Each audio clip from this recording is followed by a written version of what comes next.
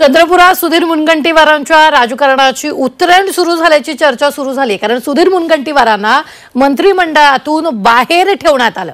त्यानंतर ज्या जोरगेवारांना भाजपमध्ये न घेण्यासाठी मुनगंटीवारांनी आकाश पातळी केलं, त्यांना भाजपमधूनच बळ दिलं जात असल्याचं आता स्पष्ट होऊ लागलंय।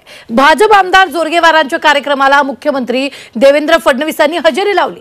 जोरगेवार यांच्या मतदारसंघातील कन्नमवार शतकोत्तर रौप्य महोत्सव कार्यक्रमाला फडणवीस उपस्थित राहिले। मात्र या कार्यक्रमाला सुधीर मुनगंटीवार अनुपस्थित राहिल्यानं अनेक प्रश्न निर्माण झाले। स्वागताध्यक्ष म्हणून आपण सर्वांना फोन केल्याचं किशोर जोरगेवार यांनी सांगितलं।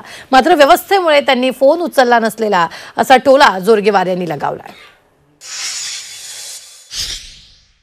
मी स्वागताध्यक्ष म्हणून पत्रिकेमध्ये जितकी नाव आहे त्या सर्वांशी संपर्क साधला। माननीय अहिरजी असतील, वडेट्टीवारजी असतील, नामदेवराव किरसान असतील, गडचिरोलीचे खासदार, इथल्या खासदार प्रतिभाताई धानोरकर असतील, या सर्वांशी संपर्क साधला। सर्वांशी माझं बोलणं झालं। मुनगंटीवारांनाही मी फोन केलेला, परंतु तो फोन माझा काही त्यांच्याकडून रिसीव्ह झाला नाही। कदाचित ते व्यस्ततेमुळे, पण त्यांच्याविषयीची मला माहिती नाही। बाकी पत्रिकेमध्ये जितकी नावे आहे त्याच्यातले 2 लोक अनुपस्थित आहे असं सांगितलं। कीर्तिकुमार भांगडिया चिमूरचे आमदार आणि वरोराचे आमदार करंजी देवतळे। ताकद कोणी दिघ्यानी मोठा होतो का?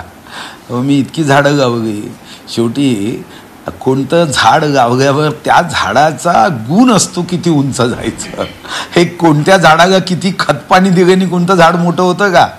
असं असतं तर मग आपलं एक झाड 100 फुटाचं येऊ शकत असतं। असं काही खतपाणी दिल्याने होतं का? आपापल्या कामाने प्रत्येकाला मोठं व्हायचं असतं।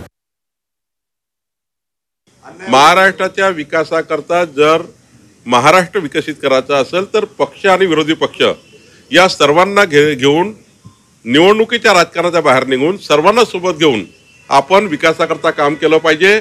हा महाराष्ट्र महत्वाचा आहे, महाराष्ट्राची जनता महत्वाची आहे। त्यामुळे आता आम्हाला हेवे दावे सोडावे लागतील, पार्टी विपक्ष सोडावा लागेल आणि विकासाच्या कामातून आपल्याला महाराष्ट्र पुढे न्यावं लागेल।